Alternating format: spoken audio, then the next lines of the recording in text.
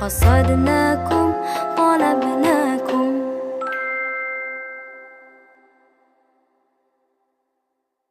Untuk terus berpikir tentang ini, karena itu fungsi kita, menguraikan hal-hal yang belum ada uraiannya.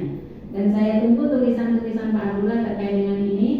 Dan itu tadi, 5 tahun saya ingin mendengar kabar baik dari Pak Abdullah bahwa Pak Abdullah akan segera mengusulkan sebagai calon profesor. Dengan PR tadi ya, ada komentar nggak sedikit terkait ini? Teori hukum progresif. Saya tidak setuju dengan Bapak Sugeng. Ya. Ada komentar? Baik. Secara rasa memang tidak. Secara rasa kita mungkin tidak menerima, tetapi negara menyatakan rasa itu tidak bisa dijadikan dalil. Nah itu yang menjadi permasalahan. Sehingga Walaupun rasa ya, ada ya. tapi insya Allah ke depan selaku dokter hukum akan memperjuangkan hal-hal tersebut. Nanti baca teorinya Weber, substantif rationality yang saya sebut tadi. Siap. Baik, terima kasih. Saya kembalikan kepada ketua sidang.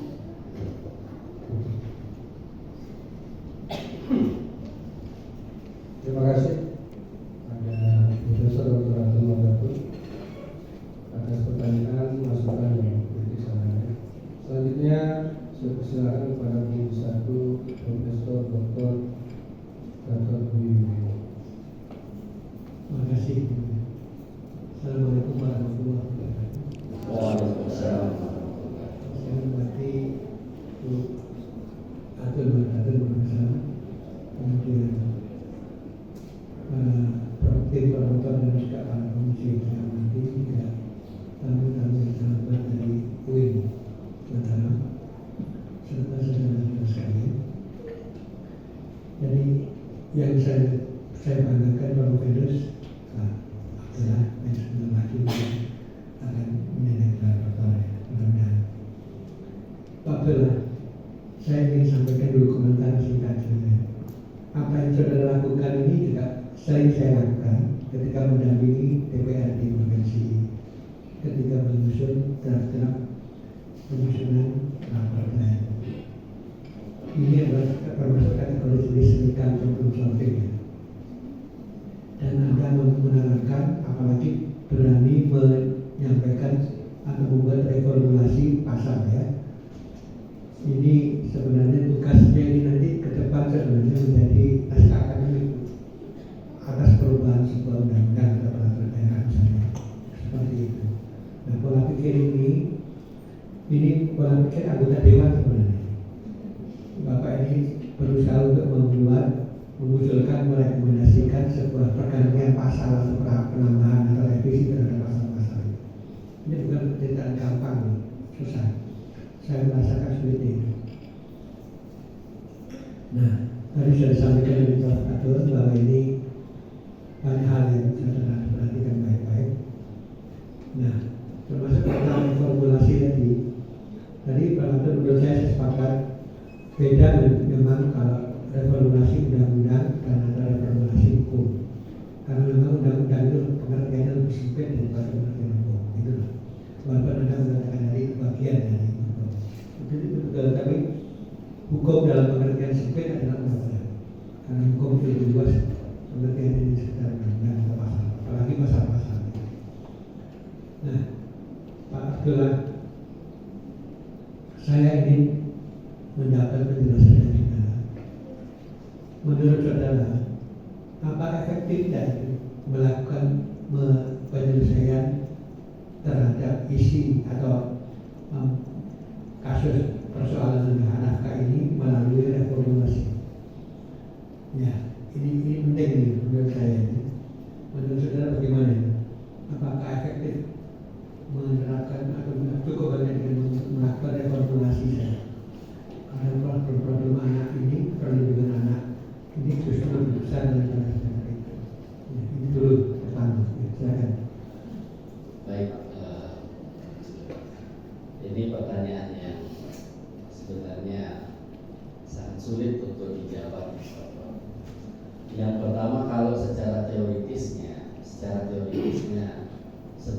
sanksi, maka akan berpengaruh positif terhadap sebuah peraturan. Jika tidak ada sanksi, maka aturan tersebut cenderung untuk diabaikan. Ini buktinya nyata. Sanksi dalam tidak memenuhi hak nafkah anak ini kan hampir tidak ada. Jika tidak melakukan karena enggak, ya sudah. Kalau tidak dituntut lagi hak nafkah itu dengan biaya yang lebih besar daripada yang harus didapatkan, tidak didapatkan. Itu secara teoritis, Pak Prof. Tetapi kalau kita melihat perjalanan bagaimana undang-undang bisa akan dilaksanakan dalam waktu dekat, jangankan ini hanya sekedar usulan. Undang-undang yang kemarin yang itu kan tahapannya lama untuk dapat persetujuan, belum menunggu tahunnya untuk dapat dilaksanakan. Tapi sebagai akademisi ini adalah cita-cita besar. Walaupun mungkin dalam waktu dekat tidak bisa diimplementasikan, tetapi dalam waktu 10 atau 15 tahun ke depan, mungkin anak-anak yang saat ini sedang dalam kondisi terabaikan, mereka jauh dari orang tuanya dan mereka jauh dari rasa nyaman, akan bisa negara hadir untuk melindungi mereka dengan cara memberikan penekanan dan sanksi kepada bapak atau orang tua mereka. Terima kasih. Soalnya begini Pak Belanda, memang agak ironis ya sebenarnya. Perkawinan dari sebelum kita bicara perceraiannya, perkawinan dari ikatan lahir batin antara seorang laki-laki dan perempuan menggunakan ritual yang rasanya kok saya tidak pernah berpikir bahwa kok masih ada orang yang menelantarkan anak kita kan gitu, padahal itu buah kasih sayang gitu kan, ya kan gitu. Jadi sehingga saya khawatirnya begini, terus kemudian solusinya menggunakan evaluasi gitu. Padahal ini adalah problem yang sebenarnya menurut saya problem yang bersifat moral, ya, kesadaran moral bagi suami istri, suami khususnya suami harus memberikan nafkah dengan memberikan batasan penyelesaiannya lewat hukum saja. Menurut saya ini sempit ini, tidak menyentuh persoalan akarnya, karena ini intinya pada kesadaran moral dari sang suami melakukan perlindungan kepada anak ini. Nah, Pak Abdullah, tadi saya telah menyebut tentang perlunya kalau di Malaysia itu ada lembaga. Saya masih belum mendapat penjelasan kira-kira bentuk konkret lembaga yang saudara ingin usulkan di dalam penyelesaian atau membantu menyelesaikan persoalan anak ini. Konkretnya seperti apa? Ya. Baik, yang saya baca di beberapa artikel tentang lembaga yang dibuat khusus untuk mengawasi tentang hak pemenuhan nafkah anak di Malaysia. Jadi dia lembaga tersendiri setelah terjadinya perceraian dengan putusan hakim dengan beberapa hak nafkah itu, lembaga inilah yang mengontrol dengan ketat bagaimana pemenuhan hak nafkah yang sudah didapatkan.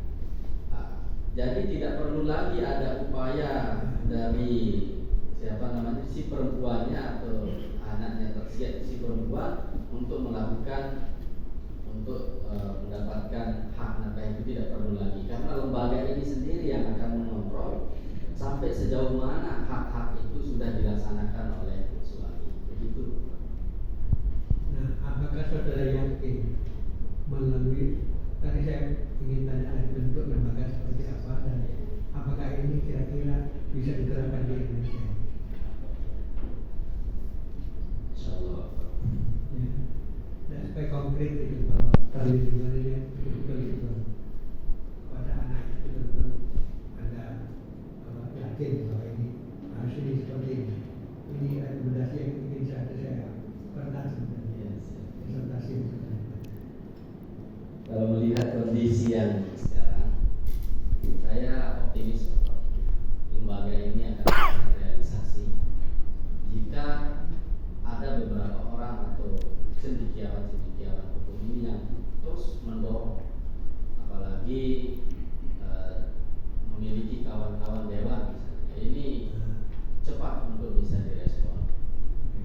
Saya optimis dengan kondisi Indonesia hari ini, di mana hukum sudah kelihatan agak tegak hari-hari ini. Baik, terima kasih Pak Abdullah. Selamat kepada saudara, mudah-mudahan segera lulus, dan juga kepada keluarga, mudah-mudahan selamat sekali. Silakan Pak. Pada uji 1 Profesor Dr. Rasul Wibowo. Selanjutnya saya persilakan uji 2 Profesor Dr. Nadia Nadia Hasan.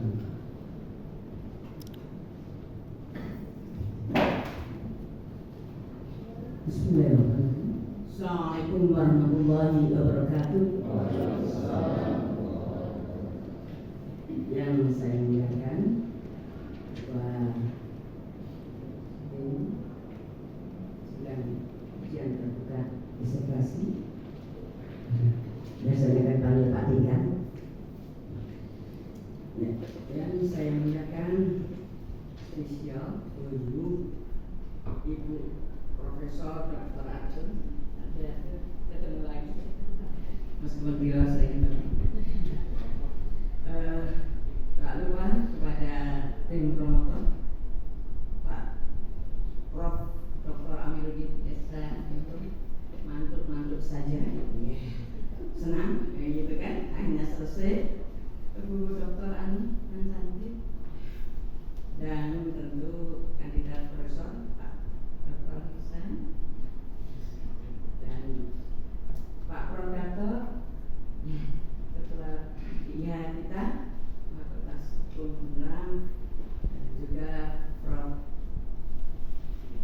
Udah katanya ya Pak Profesor Dr. Sumadin, Pak Dr. kandidat profesor ya, Pak Muhammad. Tak lupa keluarga besar Universitas Islam Negeri UIN, ada yang saya kenal baik, setiap saat ketemu di sini, kandidat dokter Wani. Kebetulan ya sering ketemu karena beliaunya ada sekjen BKUW gitu, jadi sering ketemu. Keluarga besar Pak Profendus, jadi Pak Abdullah semuanya yang sempat hadir. Dan spesial for you Pak Abdullah, selamat dan atas ujian terakhir ini luar biasa, saya bangga. Baik, sesuai dengan jatah saya, dan tadi dari kami di ruang tunggu, ruang terminal sudah dipesan, Prof, satu saja. Loh, kalau eksternal nggak apa-apa, biar 10 katanya, tapi yang internal satu saja. Saya ya satu saja. Setelah saya dengar, Prof kata, loh kok 3, 4 saya bilang. Iya, artinya di sini fleksibel gitu. Ya Mbak, boleh kan? Baik. Ya, seperti yang tadi diuraikan dari hasil penelitian sebentar lagi kandidat dokter, bahwasanya di dalam aturan-aturan tentang perlindungan anak, khususnya terhadap hak-hak anak yang karena perceraian itu sudah banyak. Ya. Kalau tadi saya baca sekian, bahkan sekian puluh gitu. Hanya yang menjadi kegelisahan Profesor adalah implementasinya. Ya. Bagaimana sebenarnya kenyataan yang ada dalam kehidupan masyarakat? Benarkah semua aturan yang telah ditentukan tadi mampu bisa dilaksanakan, gitu kan? Ternyata perkiraan menurut Profesor adalah aturannya tidak sempurna, gitu kan? Sehingga mengusulkan untuk adanya reformasi, dan penekanannya adalah pada sanksi, utamanya sanksi pidana. Nah, promotornya ahli sanksi, dan apalagi masalah korupsi luar biasa. Ya, bukan dia korupsi, ahli tentang korupsi. Ya, sebenarnya kalau kita melihat dari ilmu hukum pidana, pidana atau sanksi itu sebagai ultimum remedium, artinya sebagai senjata pamungkas yang apabila senjata yang lain tidak mampu untuk dilakukan. itu Romulus ya. Sehingga pikiran saya bagus bisa diusulkan, bagus banget bisa reformulasi. Hanya kira-kira mampukah, bisakah itu mengatasi ya, untuk memberikan, mewujudkan hak-hak anak tadi, ialah hak anak dalam hal mendapatkan nafkah setelah perkawinan. Dari hasil penelitian yang telah dilakukan, kita tahu bersama bahwa tidak ada secara nasional ketentuan tentang hak anak ini banyak ada. Secara internasional pun demikian. Contoh, pedomannya atau dasarnya adalah the best interest of the child. Nah, apa pertanyaan saya? Ini mampu diwujudkan di dalam implementasi kehidupan keseharian, meskipun pada saat itu ada beberapa usaha ya di luar, apalagi sekarang sedang rame-ramenya restoratif justice katanya, restoratif justice. Nah, pertanyaan saya sebentar lagi dokter, kira-kira bisa itu terwujud? Saya persilakan. Baik, terima kasih kepada yang sangat belajar Ibu Profesor Dr. Jadi di sini posisi peneliti jika mendapatkan pertanyaan yang seperti itu sebenarnya tidak bisa menjawab 100% apakah ini akan mampu dilaksanakan. Tetapi positive thinking dari peneliti sangat meyakini jika memang para penegak hukum kita saat ini, para cendekiawan hukum kita saat ini tidak berhenti-hentinya menyuarakan ini. Permasalahan utama adalah karena jarang disuarakan, sehingga ini menjadi aturan yang kadang hanya menjadi penghias di pasal-pasal itu sendiri. Nah, oleh sebab itu efektif dan tidaknya aturan ini nanti kita akan melihat jika para penegak hukum kita, cendekiawan hukum kita, mari sama-sama menyuarakan ini. Karena seperti yang dikatakan oleh Ibu Bapak Tun tadi, ini ya, permasalahan yang sangat menyayat hati sebenarnya. Hak-hak anak ini, anak-anak ini kan mereka tidak tahu permasalahan, tapi mereka menjadi korban dari keluarganya, mereka korban dari bapak-bapak mereka. Maka kita-kita lah yang memiliki pengetahuan tentang itu, memiliki pengalaman tentang itu, yang memiliki wewenang tentang itu, menyuarakan dengan sesama, sehingga aturan-aturan yang diusulkan untuk reformulasi ini bisa berjalan sesuai dengan apa yang diharapkan. Karena seperti yang disampaikan tadi, kalau melihat kepada teori jika melihat pada teori hukum, maka hukum ini tidak akan, salah satu faktor yang membuat hukum itu tidak berjalan adalah yang pertama, jika hukumnya sendiri itu bermasalah. Nah, inilah tawarannya, hukumnya tidak bermasalah. Yang kedua, penegak hukumnya. Nah, penegak hukum ini memang menjadi tombak utama, sehingga apa yang diusulkan hari ini menjadi cita-cita mungkin 10 tahun, 15 tahun ke depan mampu terwujud. Perlindungan hak anak korban perceraian ini bisa dioptimalkan. Begitu.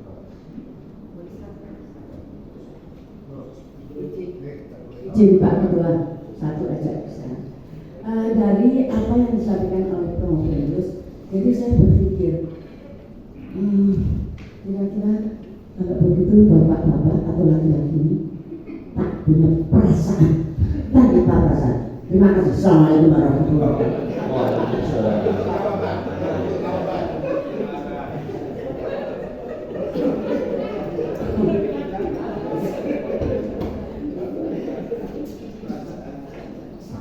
Terima kasih kepada penguji dua atas beberapa pertanyaannya. Kemudian saya persilakan kepada penguji tiga, Profesor Dr. Haji Jumadir. Assalamualaikum warahmatullahi wabarakatuh. Waalaikumsalam.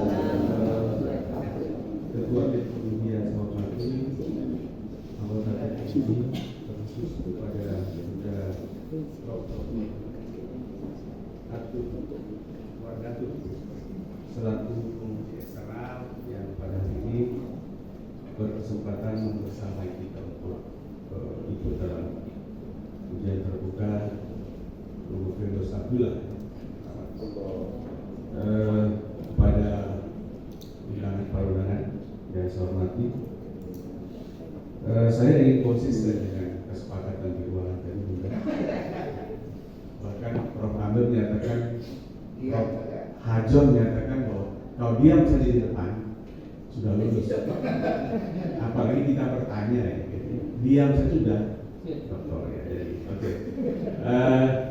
Saya ingin menyambung komentar Bu Hajah Rodiah tadi bahwa laki-laki itu kejam. Memang faktanya dari 400.000 gugatan yang masuk di PIA, 70% itu dari kaum wanita, ibu-ibu. Ini fakta, yang tidak. Artinya kan yang tersakiti perempuan. Ya, jadi yang tidak laki-laki. Ya, terima kasih Bu. Karena saya ingin konsisten pada satu pertanyaan. Kalau dalam Undang-Undang Nomor 174 16/2019 secara utuh telah menyatakan bahwa ada 4 perlindungan terhadap anak. Ada soal hak asuh, ada soal nafkah, ada soal kasih sayang, ada soal empati. Nah, pertanyaan saya, mengapa Anda memilih hanya nafkah? Apakah yang lain tidak penting? Itu saja cukup. Silakan jelaskan. Baik, terima kasih kepada Bapak Profesor Dr. Haji Jumadin SHMU. Jadi saya berawal dari teori tentang hierarki kebutuhan. Kita tidak bisa untuk membicarakan hal yang lain jika kebutuhan dasar ini belum terpenuhi. Tidak bisa orang berbicara tentang bagaimana membangun negara misalnya mereka, tapi makan minum mereka itu tidak. Jadi kebutuhan dasar ini berdasarkan hierarki kebutuhan merupakan kebutuhan yang harus dipenuhi. Nafkah yaitu makanan, pakaian, dan tempat tinggal. Itu yang menjadi alasan kenapa kami fokus pada hak nafkah. Karena ini adalah kebutuhan dasar yang menyangkut nyawa manusia. Jika nafkahnya tidak terpenuhi, tidak bisa kita berbicara masalah kesehatan, masalah sosial, masalah pendidikan dan sebagainya. Karena kebutuhan dasar ini harus terpenuhi terlebih dahulu. Itu berdasarkan teori atau hierarki kebutuhan. Sehingga hak nafkah menjadi satu-satunya yang harus mendapatkan jawaban dalam permasalahan. Terima kasih. Oke, saya kira cukup ya. Karena dari sekian komentar yang dari penguji pertama sampai dengan ke saya, cukup meyakinkan bahwa Anda layak menyandang gelar doktor ini. Terima kasih. Assalamualaikum warahmatullahi wabarakatuh.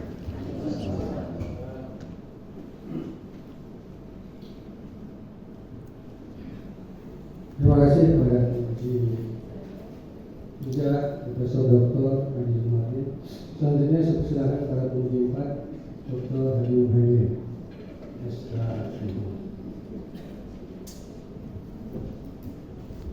Bismillahirrahmanirrahim. Assalamualaikum warahmatullahi wabarakatuh. Waalaikumsalam. Majelis penguji yang saya muliakan, ini sudah banyak pertanyaan yang saya sudah siapkan, tapi ini cuma satu. Dan pertanyaan ini juga sudah semua ditanyakan. Beruntung sekali Pak Abdullah. Akhirnya saya harus menggunakan hak saya juga untuk bertanya. Yang belum kami tangkap dari tadi, nah sebenarnya ada satu konsep akhir tentang pengaturan perlindungan terhadap kebutuhan dasar yang diatur di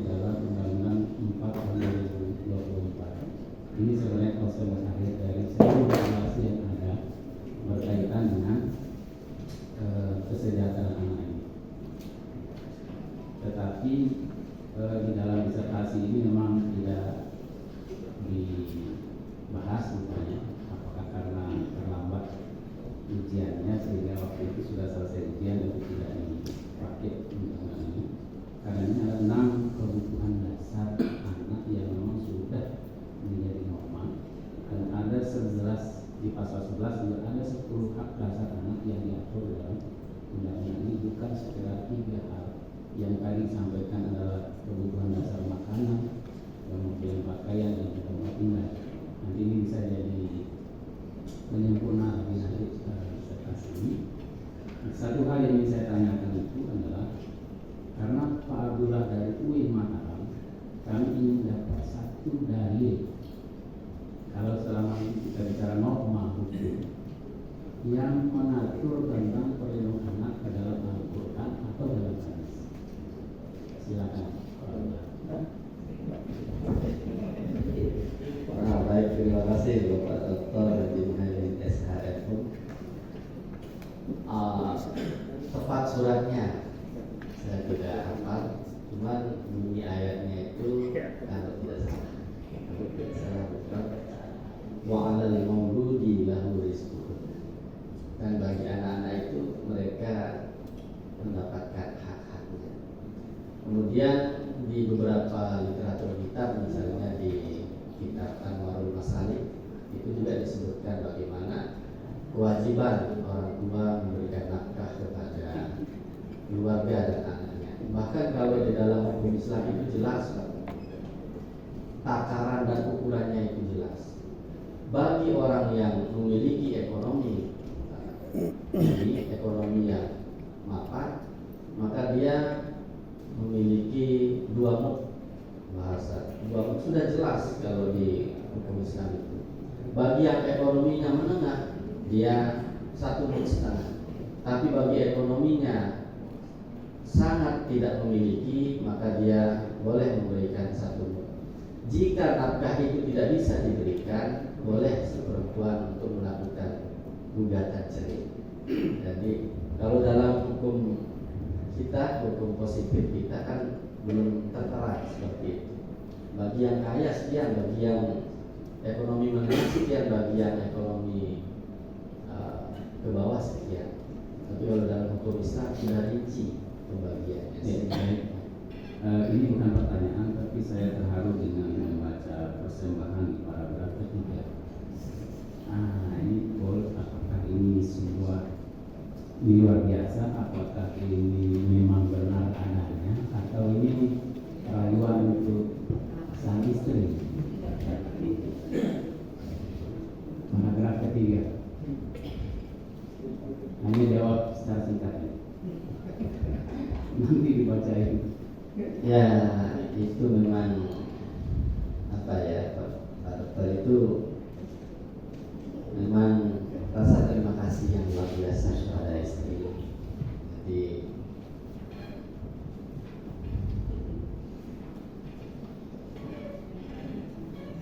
baik, terus terang saya sangat merinding dengan bacanya, luar biasa. Selamat Pak Abdullah, semoga Allah memberkahi Pak Abdullah. Terima kasih Pak Ketua Majelis. Assalamualaikum warahmatullahi wabarakatuh. Dr. Haji Muhaimin SHF. Boleh minum dulu. siap.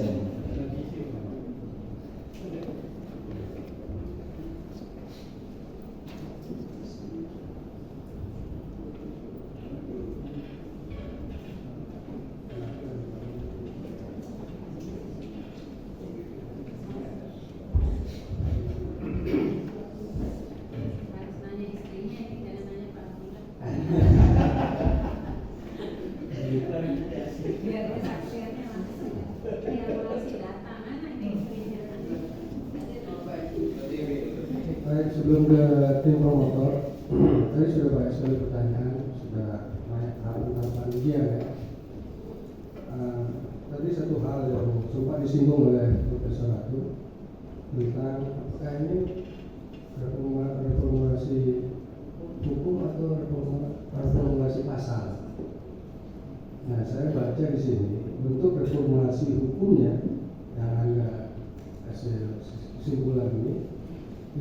mengubah pasal. Mungkin yang saya tangkap reformulasi pasal ya untuk reformulasi perlindungan hukum melalui perubahan pasal. Ya. Mungkin begitu yang maksud. Karena kalau kita bicara hukum seperti yang tadi disinggung kan aspeknya luas. Kita bicara struktur ilmu, struktur keilmuannya kan, ada di sana filsafat, aspek filosofis, ada teori, ada dogma, kemudian problem bilang, kemudian bicara sistem, ada struktur, substansi, kultur, kalau dari Freeman, kemudian akan nampak misalnya kalau ada bicara tentang hukum, ada tujuannya, fungsinya apa. Ini kan konkret tentang pasal, sehingga bukan hukum. Nah, yang saya mau tanya begini, ada beberapa peraturan perundang-undangan yang Anda sebut.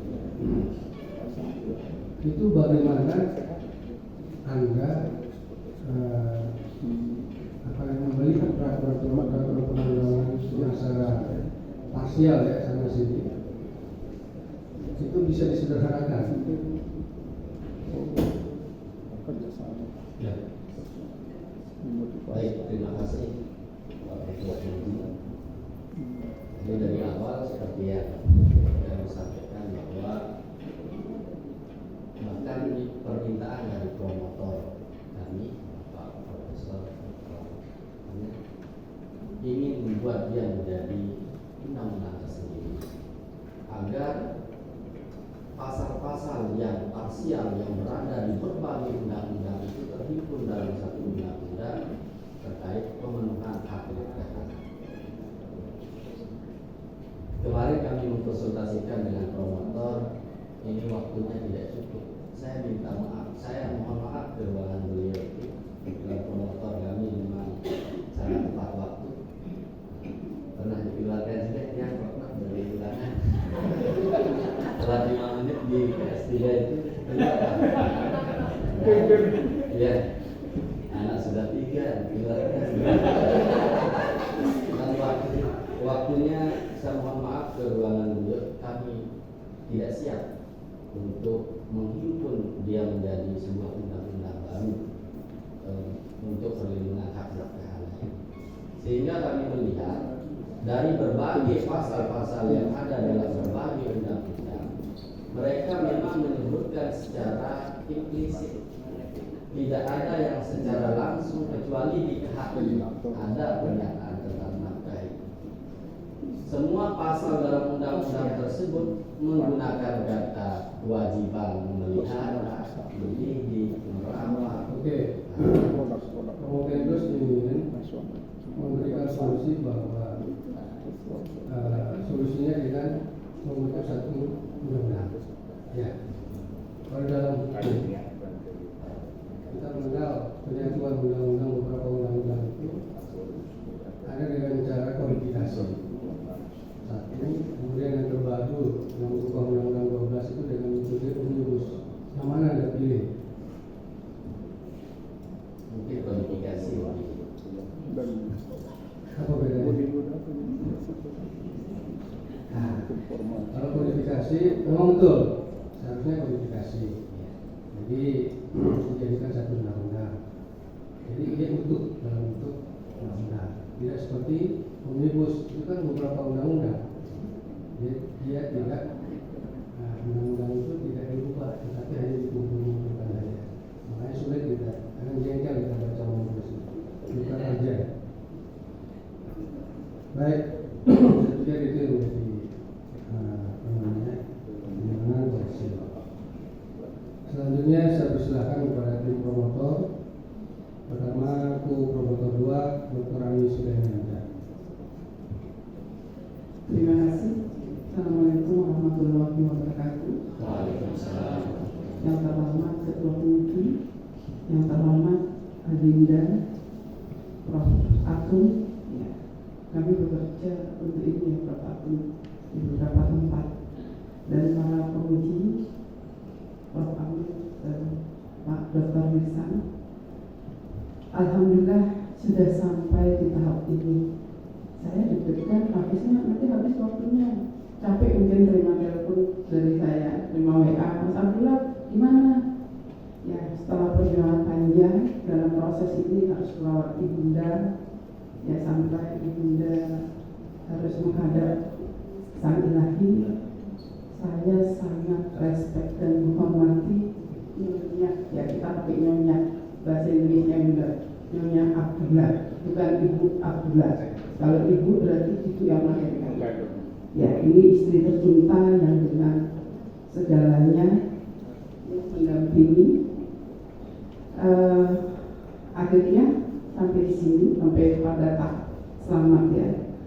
Yang saya ingat ini pernah ada pergub kalau skala ITB kita juga tidak berdiskusi ya. Waktu itu saya Sally, almarhum Sally, kemudian Yuki, pergub tentang hak nafkah bagi anak dan mantan istri yang diceraikan. Persoalan itu yang berlaku untuk Pemprov Nusa Tenggara Barat, Pergub nomor 10 tahun 2019-20 kalau salah. Itu intinya begini, di NTB ini ternyata anak terlantar, anak putus sekolah, anak yang bekerja di sektor berbahaya itu mereka adalah korban perceraian yang diterlantarkan oleh ayahnya. Sebagian dari mereka adalah ayahnya pejabat yang khusus di mana di lampu merah Karangjangkong itu mereka harus mentang-mentang di jalan, sedangkan mobil ayahnya lewat berplat nomor merah ya, pakai plat merah.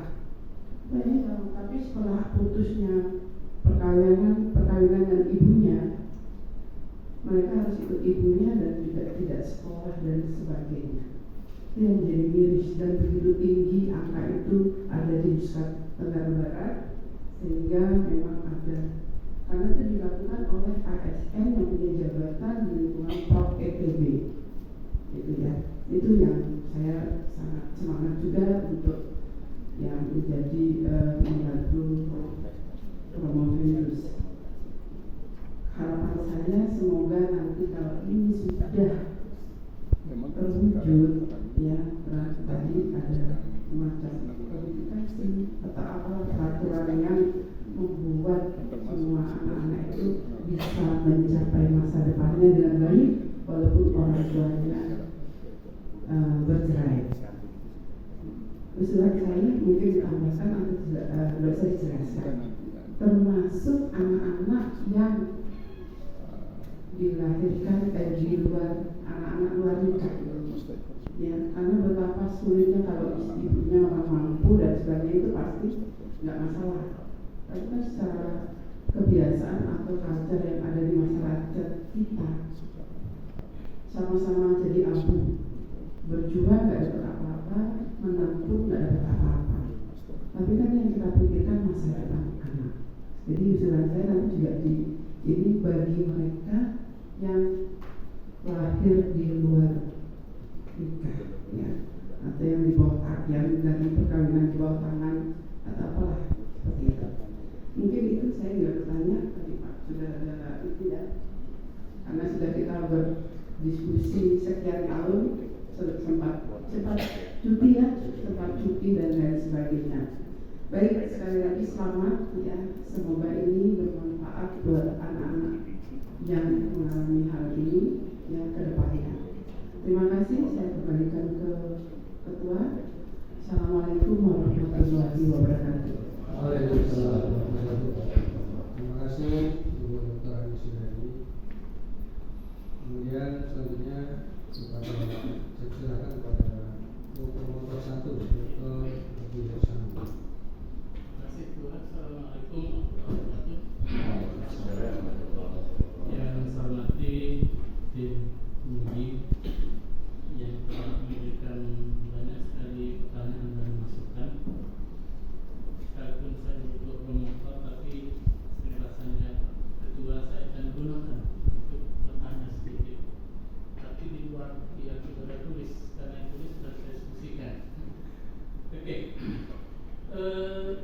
salah satu penyebab terjadinya perceraian terutama di kita di TV adalah ada usia kawin, ya, usia kawin yang sangat muda belia. Ini penyebabnya terjadi apa ya? Penilaian yang berbeda antara pemerintah dengan tokoh-tokoh agama di kampung. Satu sisi mengatakan ini sudah akhir balik, tapi usianya belum sesuai dengan undang-undang.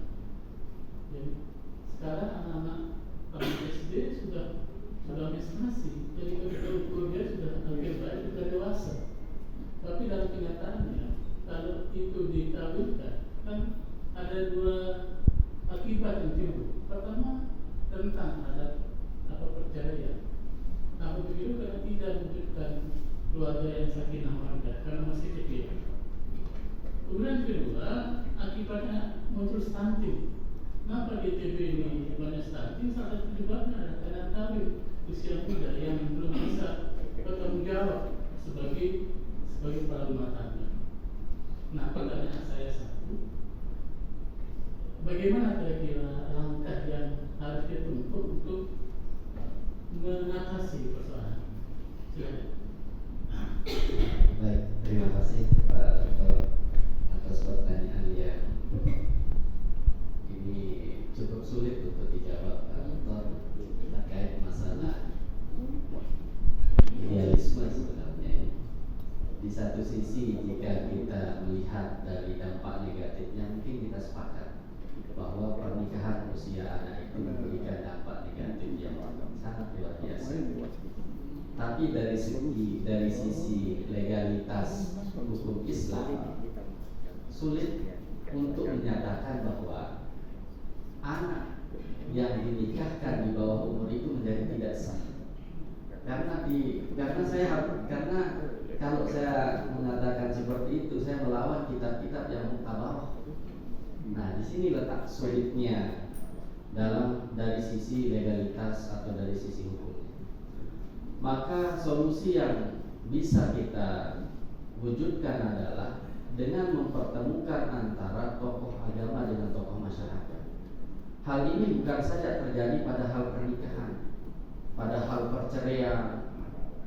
Kasus yang terakhir kemarin saya ikuti itu, ada yang sudah cerai talak 3 di luar pengadilan, masuk ke pengadilan dimediasi, tidak jadi cerai.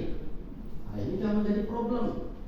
Di satu sisi cerainya sudah sah, tapi hakimnya mengatakan karena mediasi berhasil tidak jadi cerai, dan dia sudah cerai 3 kali. Nah, ini kan dilematis. Mengikuti hakimkah atau mengikuti tokoh agama yang berpanduan kepada divorce? Ini menjadi problem.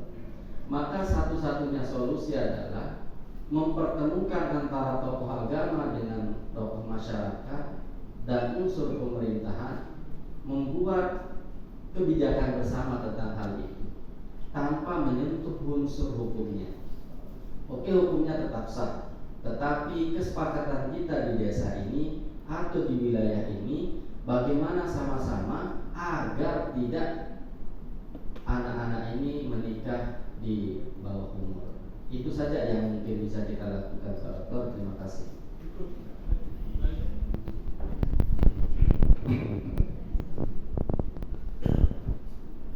Terima kasih kepada promotor Dr. Haji Sanjit. Selanjutnya terakhir silakan kepada Profesor Dr. Amiruddin sebagai promotor. Baik, terima kasih pimpinan sidang.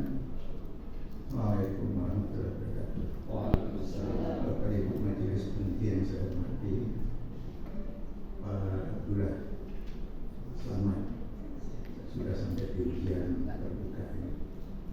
Tadi saya sudah sampaikan di ruang tunggu sama teman-teman di Uji. Promovelus nanti berdiri di PDU, ada pertanyaan tidak menjawab saja sudah dokter.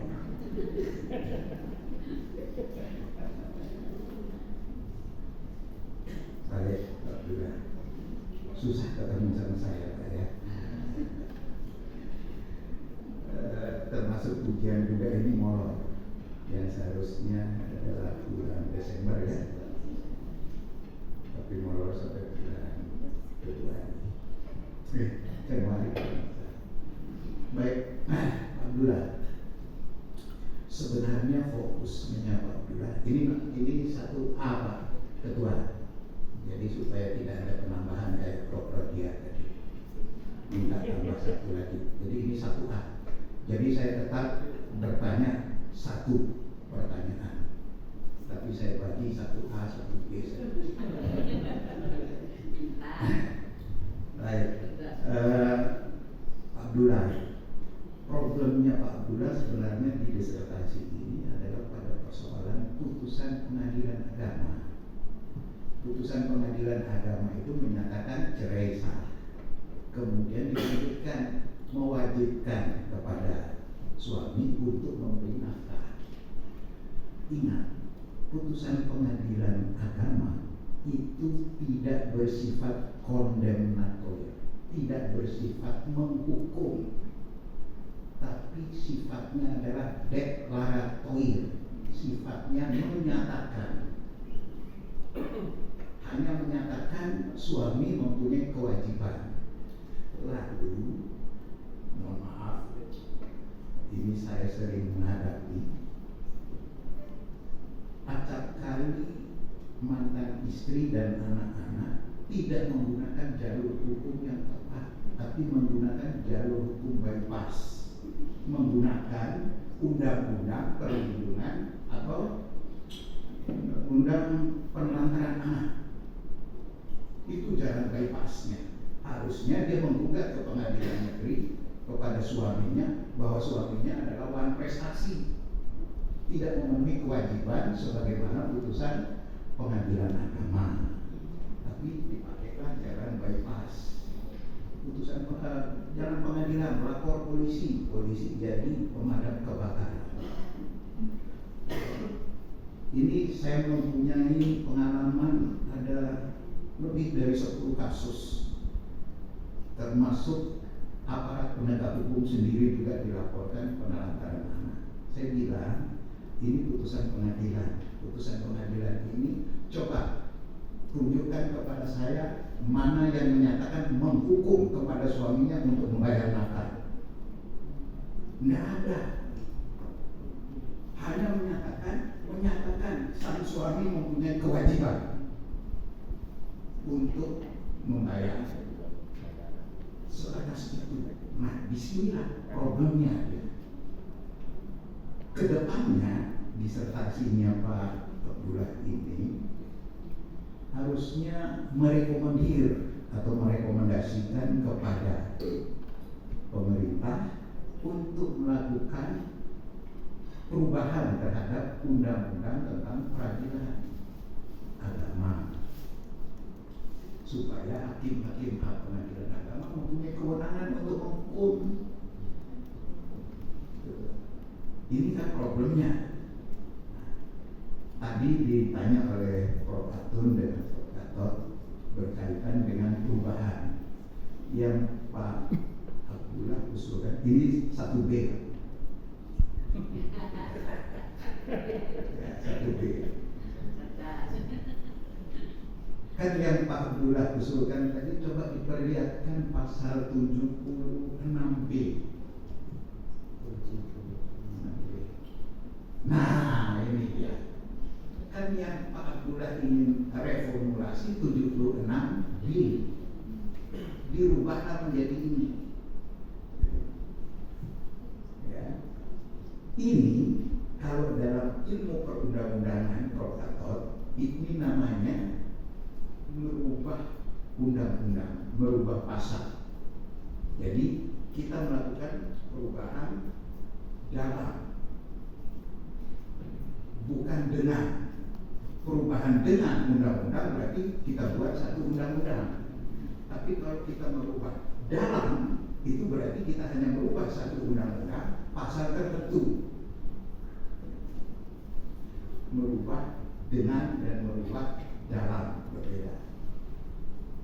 Nah, ini sebenarnya yang harus Pak Abdullah ungkapkan, direkomendir. Rekomendasi itu adalah yang harus dirubah dari perubahan undang-undang. Ini melakukan perubahan dalam namanya pasal tadi itu ya. Merubah pasal bukan merubah hukum. Tadi Prof. Gatot mengatakan kalau hukum itu lebih luas ya. Perubahan undang-undang lebih sedikit. Ya, Pak Abdullah, selamat ya. Ada keluarganya di sini, selamat juga kepada keluarganya. Ya, dan keluarga besar UIN juga selamat. Jadi Pak Abdullah ini tidak menjawab saja pertanyaan saya sudah doktor. Baik, saya kembalikan kepada pimpinan sidang. Terima kasih. Assalamualaikum warahmatullahi wabarakatuh. Terima kasih kepada promotor. Ada satu lagi yang saya tanyakan di sini. Sejarahnya ada tulisan besar dari sanksi. Itu yang benar dia tuh pakai K. Terus seperti pertanyaan bank itu pakai G itu.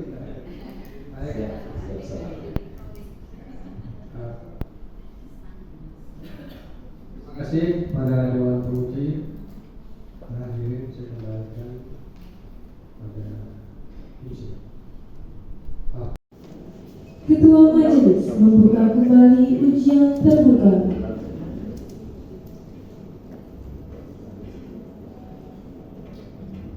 Ujian terbuka disertasi saya nyatakan dibuka kembali. Ketua Majelis dipersilahkan untuk menyudisium mahasiswa.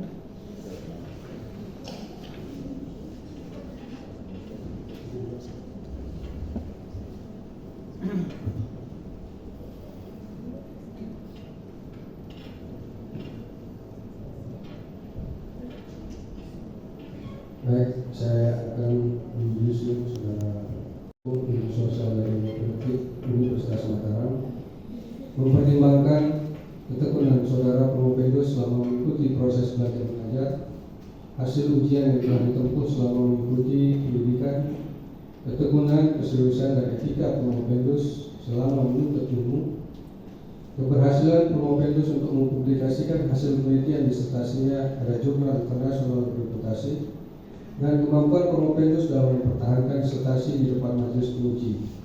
Maka saudara dinyatakan lulus dengan predikat cum laude.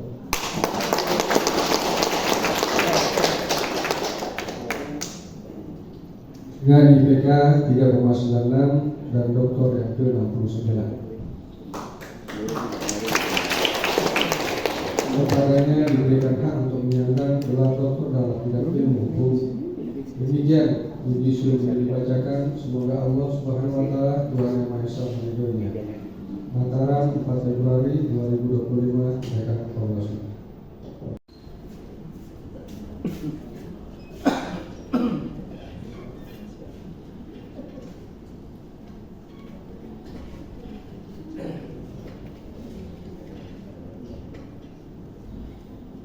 Menyanyikan lagu Padamu Negeri. Hadirin dimohon berdiri.